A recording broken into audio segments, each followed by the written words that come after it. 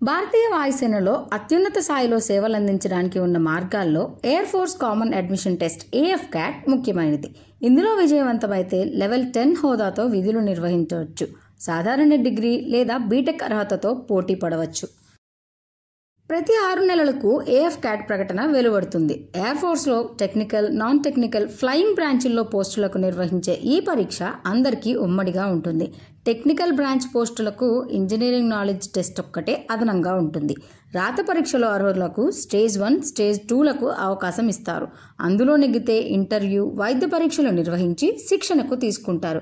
అనంతరం ఎంపికైన పోస్టు, విభాగం ప్రకారం వీరిని శాశ్వత 14 ఏళ్ల పాటు కొనసాగే తాత్కాలిక ప్రాతిపదికన విధుల్లోకి తీసుకుంటారు. ఇక ఈ ప్రస్తుత నోటిఫికేషన్ యొక్క ముఖ్యమైన వివరాలు చూసినట్లయితే దీనిలో ఖాళీలు వచ్చేసి 284. NCC స్పెషల్ ఎంట్రీ ఫ్లయింగ్ పోస్టులు వీటికి అదనంగా యాడ్ అవుతాయి. మొత్తం దీనిలోని బ్రాంచీలు, దానికి కావాల్సిన అర్హతలు, ఇంకా వయోపరిమితి ఇలా ఉన్నాయి. ముందుగా flying branch NCC special entry. ఈ పోస్టులకు 60% మార్కులతో ఏదైనా డిగ్రీ ఉంటే సరిపోతుంది. ఇంటర్, +2లో మ్యాథ్స్, ఫిజిక్స్లో 50% మార్కుల చొప్పున తప్పనిసరిగా ఉండాలి. NCC స్పెషల్ ఎంట్రీ విభాగం పోస్టులకు NCC senior division C certificate compulsory ఉండాలి. ఇక దీనికి కావాల్సిన వయోపరిమితి వచ్చేసరికి జూలై 1, 2026 నాటికి 20 నుంచి 24 ఏళ్లలోపు ఉండాలి. జూలై 2, 2002 నుంచి జూలై 1, 2006 మధ్య జన్మించిన వాళ్ళు ఈ పోస్టుకి అర్హులు. కమర్షియల్ పైలట్ లైసెన్స్ ఉంటే మరో 2 ఏళ్లు మినహాయింపు పొందవచ్చు. ఎత్తు కనీసం 162.5 సెంటీమీటర్లు ఉండాలి. ఇక తరువాతది గ్రౌండ్ డ్యూటీ టెక్నికల్ బ్రాంచ్. ఇందులో ఏరోనాటికల్ ఇంజనీర్, ఎలక్ట్రానిక్స్, మెకానికల్ పోస్టులు ఉన్నాయి. సంబంధిత లేదా అనుబంధిత బ్రాంచీల్లో 60% మార్కులతో BE బీటెక్ ఉన్నవారు దీనికి అర్హులు. ఇంటర్, +2లో ఫిజిక్స్, మ్యాథ్స్లో కనీసం 50 మార్కులు ఖచ్చితంగా తెచ్చుకొని ఉండాలి. దీనిలోని తర్వాత branch ground duty non technical branch. ఇందులో weapon system, administration, logistics, accounts, education, meteorology విభాగాల్లో పోస్టులు ఉన్నాయి. వెపన్ సిస్టమ్ ఖాళీలకు ఇంటర్, మ్యాథ్స్, ఫిజిక్స్లో 50% మార్కులతో పాటు ఏదైనా డిగ్రీలో 60% మార్కులు ఉండాలి. అడ్మినిస్ట్రేషన్, లాజిస్టిక్స్ పోస్టులకు కనీసం 60% మార్కులతో ఏదైనా డిగ్రీ అవసరం.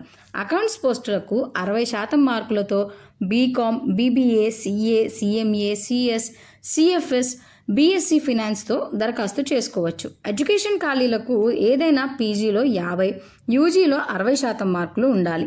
మెటీరియాలజీ విభాగానికి BSc ఫిజిక్స్, మ్యాథ్స్లలో 60% మార్కులు లేదా నిర్దేశిత బ్రాంచ్ల్లో 60% మార్కులతో BE బీటెక్ అవసరం.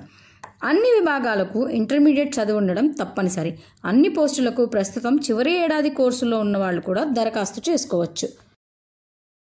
ఇక వయోపరిమితి విషయానికి వస్తే ground duty technical, non technical పోస్టులకు జూలై 1, 2026 నాటికి 20 నుంచి 26 ఏళ్లలోపు ఉన్న వాళ్ళు అర్హులన్నమాట.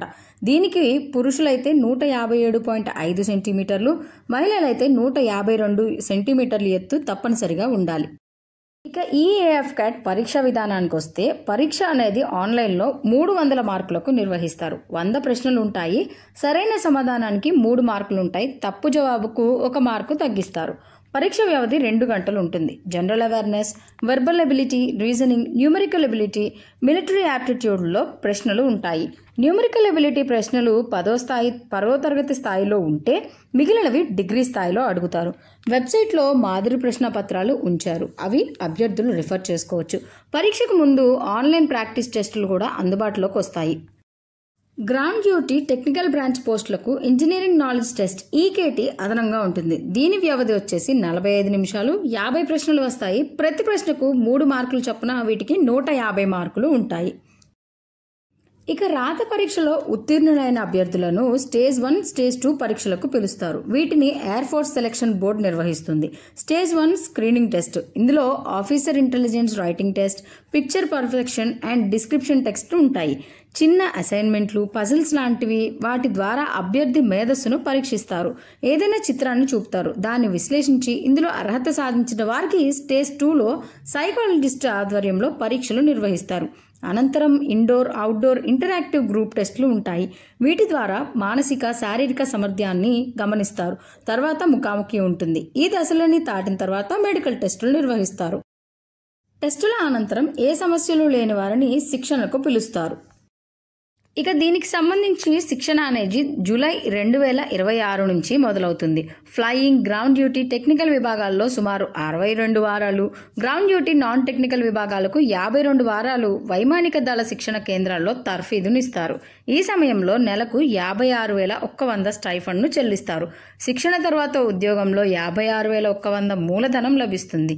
డిఏ, హెచ్ఆర్ఏ, పలు అలవెన్సులు ఉంటాయి. అలాగే మిలిటరీ సర్వీస్ పే విభాగం ప్రతి నెల 15,500 చెల్లిస్తారు. పైలట్లకు 25,000 రూపాయల ఫ్లయింగ్ అలవెన్స్, టెక్నికల్ బ్రాంచ్ల వారికి టెక్నికల్ అలవెన్స్లు అదనంగా అందుతాయి. అన్నీ కలిపి 1,00,000కు పైగా వేతనం లభిస్తుంది. ఇతర ప్రోత్సాహకాలు, సౌకర్యాలు కూడా ఉంటాయి. ఇక ఈ పరీక్షకు ఎలా సన్నద్ధం అవ్వాలి, ఇంకా దరఖాస్తుకు ఎన్ని రోజులు ఉంది, పరీక్ష ఎప్పుడు అనే విషయానికి వస్తే ప్రకటనలోని సిలబస్ను వివరాలు పరిశీలించి వాటినే బాగా చదవాలి. ముందుగా అన్ని విభాగాల్లోనూ ప్రాథమిక అంశాలపై పట్టు సాధించాలి. అనంతరం విభాగాల వారీగా వీలైనన్ని మాదిరి ప్రశ్నలు సాధన చేయాలి. పరిమిత పుస్తకాలను ఎంచుకుని వాటినే విస్తృతంగా చదవాలి. పాత ప్రశ్నపత్రాలు గమనించాలి. వీటి నుంచి ప్రశ్నల స్థాయి, అంశాల వారీ లభిస్తున్న ప్రాధాన్యాన్ని గ్రహించి సన్నద్ధతను పరీక్షకు సరిపోయేలా మలుచుకోవాలి. పరీక్షకు ముందు వీలైనన్ని మాదిరి ప్రశ్నపత్రాలు సాధించాలి. ఫలితాలు విశ్లేషించుకోవాలి. చేసిన పొరపాట్లను పునరావృతం కాకుండా చూసుకోవాలి. వెనుకబడుతున్న అంశాలపై ప్రత్యేక దృష్టి సారించాలి. పరీక్షలో ఎక్కువ సమయం తీసుకునే ప్రశ్నలను చివరిలోనే ప్రయత్నిస్తే మంచిది. రుణాత్మక మార్కులు ఉన్నందున తెలియని వాటిని వదిలేస్తేనే మంచిది. ఇక ఈ నోటిఫికేషన్కు దరఖాస్తు చేసుకోవడానికి గడువు జూలై 1, 2025 వరకు ఉంది. పరీక్ష తేదీలు వచ్చేసి ఆగస్టు 23, 24 తేదీలో పరీక్ష ఉంటుంది. దీని అధికారిక వెబ్సైట్ లింక్ను డిస్క్రిప్షన్లో పొందుపరుస్తున్నాము. అభ్యర్థులు రిఫర్ చేసుకోవచ్చు.